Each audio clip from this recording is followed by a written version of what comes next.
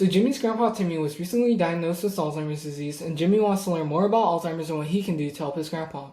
The first thing that Jimmy should know is that Alzheimer's is an irreversible progressive brain disorder that makes it hard to carry out daily tasks. Although Alzheimer's is associated with a variety of changes in the brain, the one that Jimmy needs to focus on the most is the severe loss of cholinergic neurons. Cholinergic neurons are neurons that produce and use the neurotransmitter acetylcholine. The depolarization of the presynaptic neuron makes vesicles fuse with the cell membrane, which releases acetylcholine into the synaptic cleft. Here, acetylcholine can bind to nicotinic and muscarinic receptors, which allows ions to flow into the postsynaptic neuron and start a new action potential.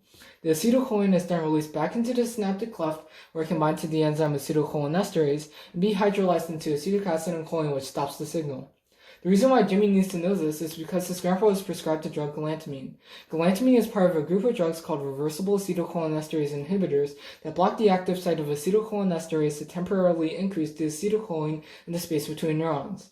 The increased frequency of signaling strengthens connections between neurons in a process called long-term potentiation, which is important for learning and memory.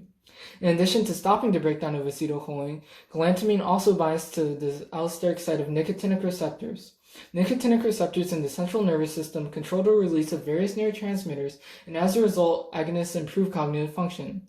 Here, the tiny changes in the shape of the receptor increases the release of acetylcholine and activity of glutamatergic and serotonergic neurons involved with memory and attention.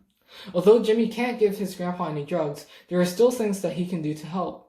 Since the ability to complete daily tasks worsens and behavior changes over time, Jimmy can help by creating a daily schedule and making sure his grandpa knows that he's there to help. In addition to this, Jimmy should continue to look for new symptoms like memory loss, confusion, trouble learning, and sudden changes in mood. Even though it's too late to look for early signs of Alzheimer's like worsening reasoning and judgment, taking these steps will help Jimmy and his grandpa deal with the effects of Alzheimer's.